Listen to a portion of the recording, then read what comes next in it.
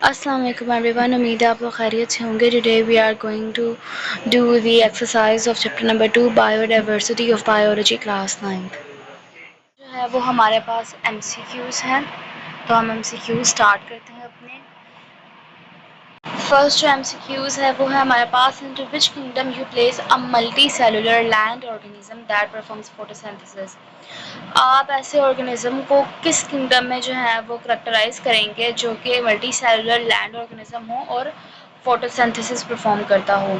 तो photosynthesis perform करता तो मतलब कि प्लांट्स की जनरल से है, और मतलब प्लांट्स का कोई और मल्टी सेलुलर लैंड ऑर्गेनिज्म है। तो ये जो है वो हम, इसका आंसर क्या है, किंगडम प्लांट है, C option. Which kingdom is mismatched with the characteristic. अब कौन सी किंगडम जो है वो मिसमैच्ड है अपने करेक्टरिस्टिक से, ठीक है।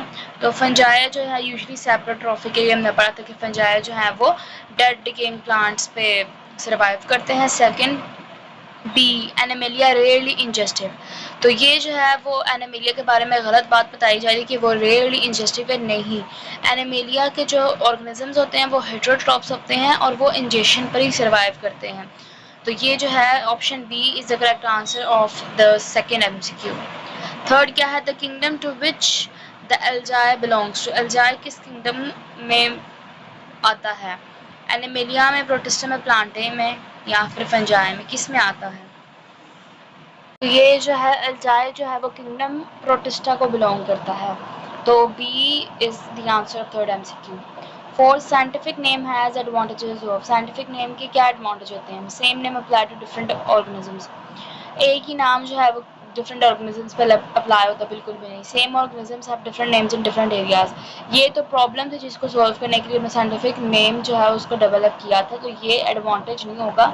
हैज़ नो साइंटिफिक बेसिस, ये भी गलत स्टेटमेंट है साइंटिफिक नेम के बारे में कि वो उनकी कोई साइंटिफिक बेसिस नहीं होती, जबकि हमने पढ़ा कि उसकी साइंटिफिक बेसिस होती है।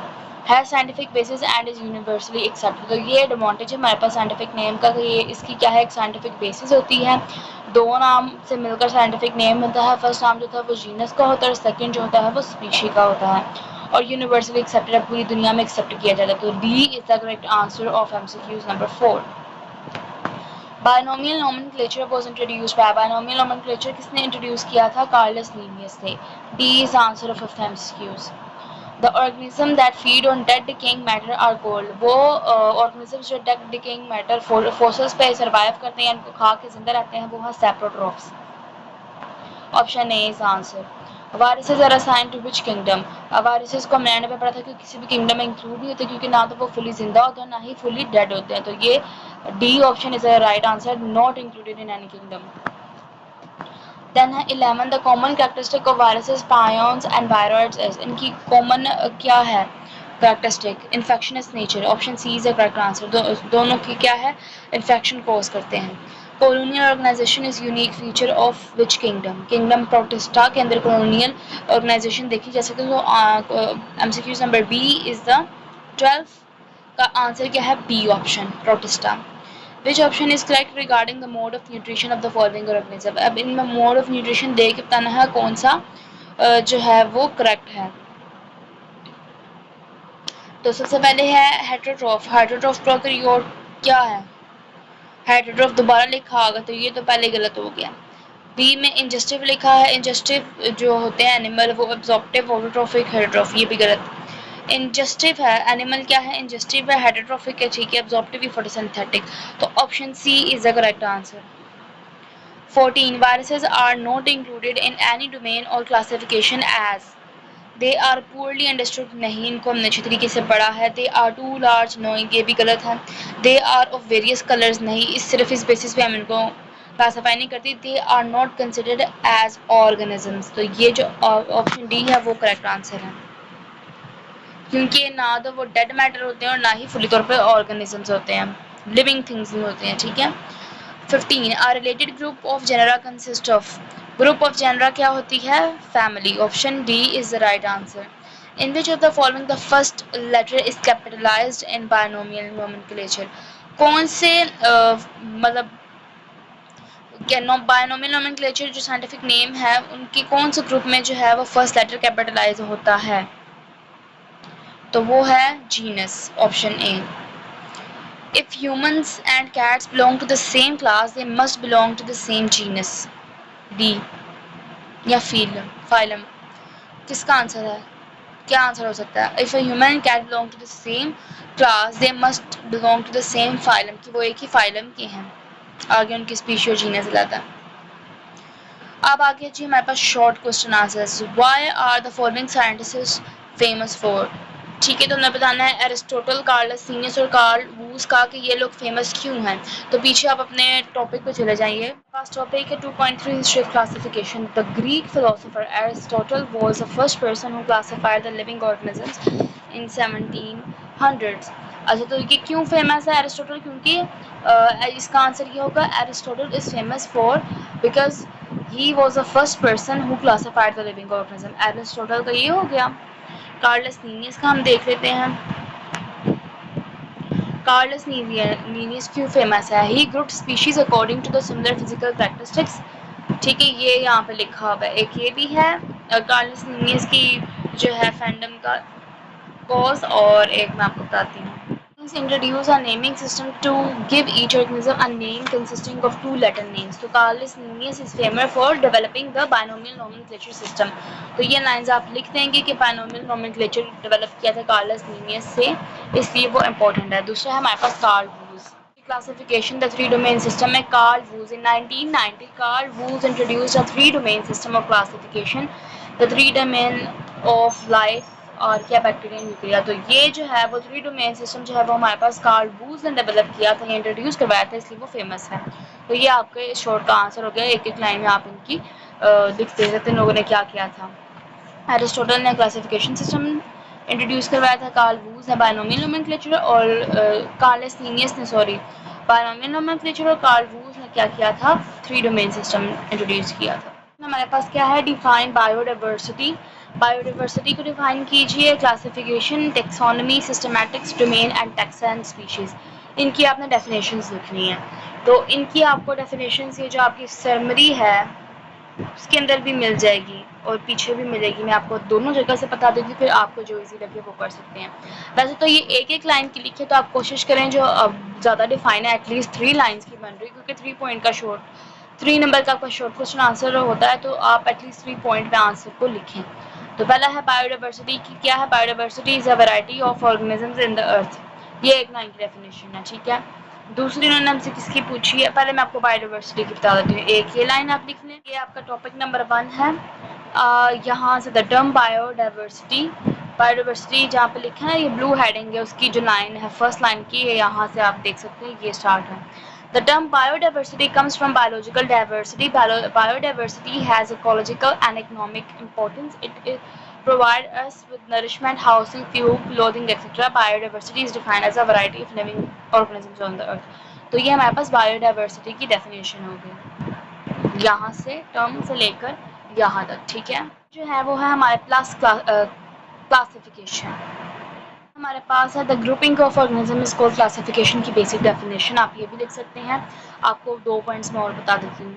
Classification is a grouping of related facts into classes. It is process which brings together like things and separates unlike things. तो ये एक लाइन का आंसर जो है वो आपकी क्लासिफिकेशन को डिफाइन कर रहा है. दूसरी थी हमारे पास टेक्सोनॉमी. टेक्सोनॉमी की यहाँ से हम लोग अच्छा क्लासिफिकेशन की ये भी डेफिनेशन आ जाती है. The grouping of organism is called classification. साथ ही इसके टेक्सोनॉमी की डेफिनेशन, क्योंकि हमें सिर्फ उन्होंने डिफाइन करने का बोला है, लेकिन फिर भी आपने अपना आंसर 3 लाइन्स में एटलीस्ट लिखना है. Taxonomy is a branch of biology concerned with identification, naming and classification of organisms. ठीक है, फिर आया था हमारे पास सिस्टमैटिक की आगे डेफिनेशन थी. तो सिस्टमैटिक की डेफिनेशन आपको यहाँ से मिल जाएगी. The scientific study of diversity of organism and the evolution relationship is called systematics. ठीक है, समरी में देखिए तो यहाँ पर भी हमारे पास लिखी हुई है कि taxonomy is concerned with identification and naming and classification of organism. Systematic की नीचे लिखी थी scientific study of diversity of organism and their evolutionary relationship is called systematics. हमारे पास डोमेन, टेक्सा एंड स्पीशी की. डोमेन, टेक्सा और species की definition हमें इनको बतानी है. आपको नजर आएगी.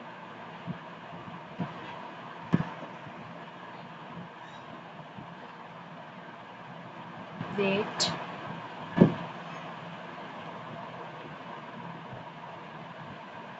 इधर तो लिखी नहीं। 2.4 में आपके पास डोमेन की डेफिनेशन है। In biology a domain means the largest of all groups in the classification of life. यहाँ से domain is a group of kingdoms और taxonomic category above the kingdom. यहाँ तक आपकी किसकी डेफिनेशन हो जाएगी, डोमेन की। नेक्स्ट था हमारे पास taxa.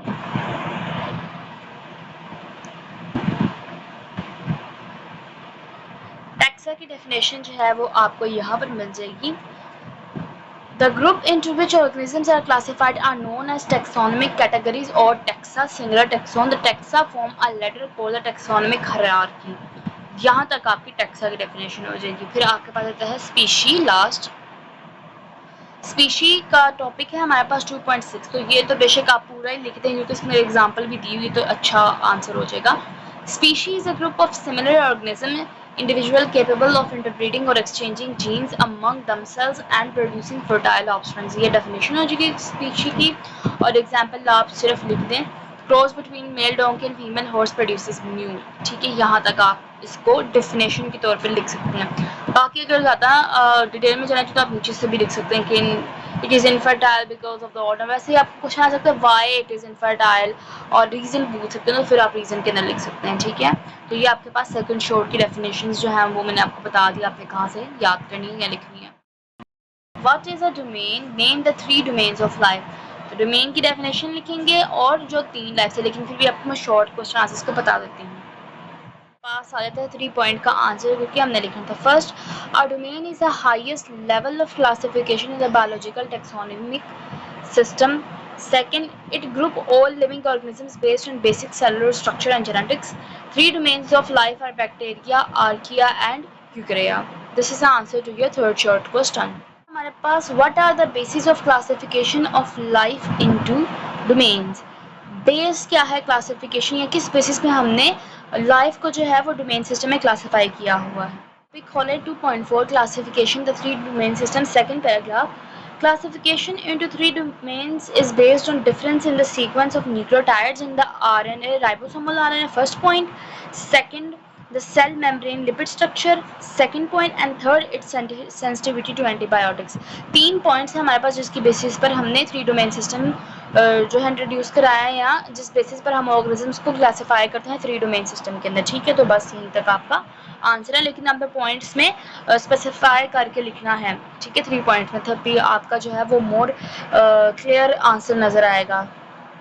Can you differentiate between bacteria and protist, fungi and plants and animals. तो इनके अंदर हमने डिफ्रेंशिएट करना है। ये है हमारे पास फर्स्ट पॉइंट क्या है, सेल टाइप का डिफरेंस। बैक्टीरिया प्रोकैरियोटिक, बैक्टीरिया के अंदर न्यूक्लियस प्रेजेंट नहीं होता, वो प्रोकैरियोटिक होता है। Why protist are eukaryotic, have nucleus and cell organelles. Second difference क्या है, सेल स्ट्रक्चर के अंदर। Bacteria are usually unicellular, bacteria जो है वो यूनिसेलुलर है, सिंगल सेल पर मुश्तमिल। While protist can be unicellular और मल्टी सेलुलर। प्रोटिस्ट जो है वो यूनिसेलुलर तो होते ही हैं लेकिन साथ मल्टी सेलुलर भी होते हैं। सो ये सेकंड डिफरेंस आ गया। एग्जांपल का डिफरेंस आ गया। Example of bacteria include E coli, while protist include amoeba and paramecium. सबसे पहला जो हमारे पास फंजाई और प्लांट्स का डिफरेंस आता है न्यूट्रिशन का। Fungi are heterotrophic, they absorb food, while plants are autotrophic, they make their own food by photosynthesis। अच्छा, मेरे पास fungi are saprotrophic और heterotrophic। saprotrophic का मतलब होता है कि वो decaying metals के ऊपर सर्वाइव करते हैं, और हेटेरोट्रॉफ्स का मतलब ये होता है कि वो अपना फूड जो है वो एब्जॉर्ब करते हैं, मीन्स कि खुद अपना फूड नहीं बनाते। तो ये तो हमें पता है कि फंजाई सेप्रोट्रॉफिक भी जब होता है तो वो खुद तो अपना फूड नहीं बनाता, वो डेड डिकेइंग मैटर से अपना फूड ऑब्टेन करता है, एब्जॉर्ब करता है। और प्लांट्स जो है वो ऑटोट्रॉफिक, मीन्स के प्लांट्स फोटोसिंथेसिस के करने से अपना जो है फूड खुद बनाते हैं और उस पर सर्वाइव करते हैं। ठीक है, second, cell wall. Fungi have cell wall made of chitin, while plants have cell wall made of cellulose.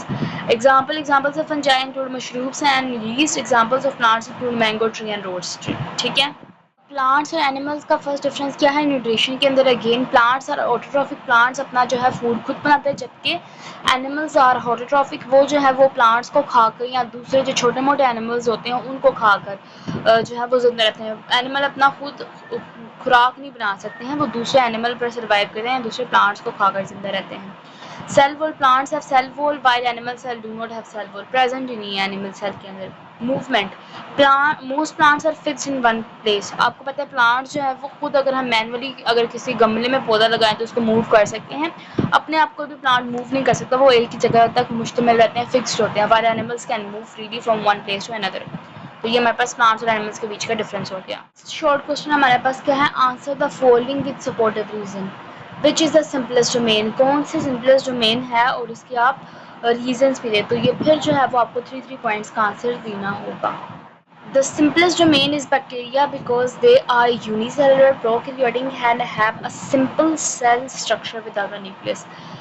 ठीक है, तो 3 पॉइंट्स में आप लिख सकते हैं, वैसे तो ये एक लाइन में लिख दिया लेकिन आप 3 पॉइंट्स में लिख सकते हैं। बैक्टीरिया जो है वो सिंपल डोमेन है, बिकॉज रीज़न क्या है, एक तो ये यूनिसेलुलर है, मल्टी सेलुलर। ये यूनिसेलुलर जो है वो बिल्कुल ही सिंपल होते हैं। प्रोकैरियोट्स है, ना तो इनके अंदर कोई सेल वॉल है, ना ही सेलुलर ऑर्गेनेलीज है जिनको हम स्टडी करें, या मतलब कोई कॉम्प्लेक्स स्ट्रक्चर है ही नहीं है। एंड क्या है last, simple cell without a nucleus, जो मैंने आपको बताया। ठीक है, सेकंड जो है which is the complex domain, कौन सी जो है वो डोमेन वो कॉम्प्लेक्स डोमेन जो है वो है हमारे पास Eukarya, because its organisms have a true nucleus, nucleus present है जो कि अंदर भी बहुत कॉम्प्लिकेटेड होता है, उसके अंदर डीएनए, जीन्स, क्रोमोसोम सबकी स्टडी करनी पड़ती है। सेकेंडली मेम्ब्रेन बाउंड ऑर्गेनिजम्स जिनमें हमारे पास माइक्रोफिलामेंट्स, माइक्रोट्यूब्यूल्स, वैक्यूल्स आ जाते हैं, माइटोकॉन्ड्रियाज आ जाते हैं, ये सब जो है एंडोप्लाज्मिक रेटिकुलम, ये सब चीज़ें प्रेजेंट है, making their cell structure more advance, इस वजह से ये कॉम्प्लेक्स है। ठीक है, अच्छा जी, फिर क्या है, C are most bacteria harmful, कि क्या बैक्टीरिया जो है मोस्टली हार्मफुल होते हैं। ये हमारे पास आंसर आया था, no most bacteria are not harmful, harmful नहीं होते हैं bacteria. In fact many bacteria are useful for processes like digestion, nitrogen fixation and making medicine, only a small number causes diseases. अब एग्जाम्पल मैंने दिखाई आपको कि आप एग्जाम्पल के साथ लिखें कि जो है वो सारे बैक्टीरिया हार्मफुल नहीं होते। For example lactobacillus is a useful bacterium that helps us in making curd and aids in digestion, digestion में हेल्प करता है और कर्ड बनाने में मदद करता है। Only a few bacteria like salmonella cause diseases, तो एक डिजीजेस जो हार्मफुल है उनकी भी एग्जाम्पल है सल्मोनेला, और जो यूजफुल है लैक्टोबैसिलस, उसकी भी एग्जाम्पल आपने ज़रूर लिखनी है। ई पार्ट है विच डोमेन्स कैन फ्लरिश और survive in most adverse condition, कौन सी ऐसी डोमेन है जो कि फ्लोरिश भी कर सकती है और सर्वाइव भी कर सकती है, किसमें, एडवर्स कंडीशंस में। जी, which domain can flourish and survive in most adverse condition, जो है वो उसका आंसर है the domain Archaea can survive in the most adverse condition such as extreme heat, salt और एसिडिटी। आर्किया जो है वो एडवर्स कंडीशन में भी सर्वाइव कर सकती है, तो चाहे वो हीट हो, सोल्ट हो या एसिडिटी हो। एग्जाम्पल क्या है, thermophiles live in hot springs and halophiles survive in salty lakes, ये भी हमने पढ़े थे आर्किया के अंदर, अगर आपको याद हो तो। तो क्वेश्चन नंबर 7 है हमारे पास, compare the 2 kingdom, 3 kingdom and 5 kingdom system of the classification. Comparison करना है, अभी मैंने पॉइंट्स में लिखे, आप चाहे तो टेबल भी बना सकते हैं। ठीक है, सबसे पहले क्या है, नंबर ऑफ ग्रुप की बेसिस पे कंपैरिजन हो रहा है। 2 किंगडम में हमारे पास कितने ग्रुप्स आते हैं, सिर्फ 2, प्लांट्स एंड एनिमल्स। 3 किंगडम में 3 आते हैं जिसमें एक प्रोटिस्टा एडिशन आता है, बाकी प्लांट एंड एनिमल्स। और 5 किंगडम में आते हैं Monera, protista, fungi, plant and animalia, 5 groups. ठीक है, सबसे पहले ये पॉइंट हो गया। जो है वो है हमारे पास बेसिस ऑफ क्लासिफिकेशन। 2 किंगडम जो है वो किस पे बेस्ड थी, सेल स्ट्रक्चर न्यूट्रिशन पे। 3 किंगडम जो है वो unicellular organism, Protista from plants and animals को सेपरेशन करती है। और 5 किंगडम क्या है, consider all cell type complexity and nutrition form of detailed grouping. Point है जी, coverage of organisms. 2 kingdom doesn't include bacteria separately, इसमें हमारे पास क्या है, बैक्टीरिया को सेपरेट डोमेन में या डोमेन सॉरी कैरिंग ग्रुप में नहीं डाला जाता। 3 किंगडम जो है वो group Bactrian Monera but less detailed, चलो मोनेरा के अंदर वो करते हैं लेकिन less detailed. 5 kingdoms clearly separate prokaryotes, Monera and different types of eukaryotes. जो है 5 किंगडम जो है वो डिटेल्ड सेपरेशन प्रोवाइड करती है ऑर्गेनिजम्स की।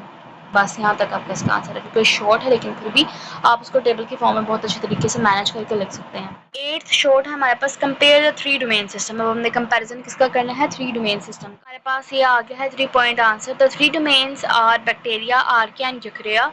Second, bacteria and archaea are prokaryote but different in cell structure and genetics. Third, eukarya includes all organisms with the true nucleus, plants, animals and fungi, protists. ठीक है। Question 9 है हमारे पास, why mule is not regarded as a species. तो इसके reasons मैंने आपको बताया था, पीछे चले स्पीशी वाले टॉपिक में। ये है हमारा टॉपिक 2.6 स्पीशी का second paragraph. Cross between a mail donkey and a female horse produces mule.